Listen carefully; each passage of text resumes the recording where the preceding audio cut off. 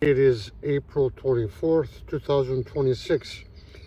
This is a common oak tree that dropped its leaves in the wintertime. This is from last year. And we were wondering whether it's gonna grow again. And we see that it's sprouting from underneath. And we're very happy about this. Hopefully many of them will be like this. There is another one, and there are two different oak trees growing together, and it looks like they may be two different types. We're gonna let them go and see what happens. You mentioned before, this year we had some of our acorns taken away by wildlife, so we had some losses. This is one place where last year we planted acorns, and we see this is the arugula coming up, but we don't see an acorn coming up. This is an empty hole. I don't know if it never came up or if it came up and it didn't survive the summer. Okay, this is from a hole that we planted this year. We planted an acorn here, and we see the acorn growing. This is a evergreen oak tree acorn, and we also see the vets growing, and we don't see any of the other seeds that we planted growing, but it's nice to see the evergreen oak tree coming up. We need to monitor what types of seeds we put. The idea is to protect and shade our young tree and to provide it nitrogen. Happy to see this. Okay, this is 2 years old. We see the growth this year's. This is an evergreen oak tree acorn. It is very strong. The lighter color green is this year's growth, and if we look, we can see some of the plants we scatter, some of the seeds we scatter for cover.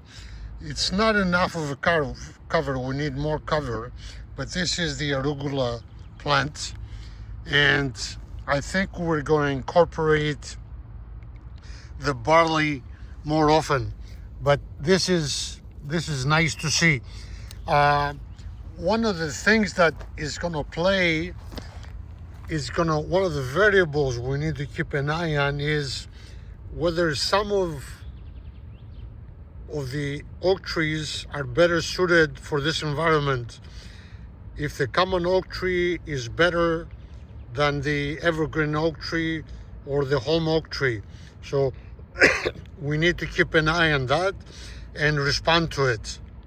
These are 3 common oak tree growing, and they have not sprouted from the underside yet.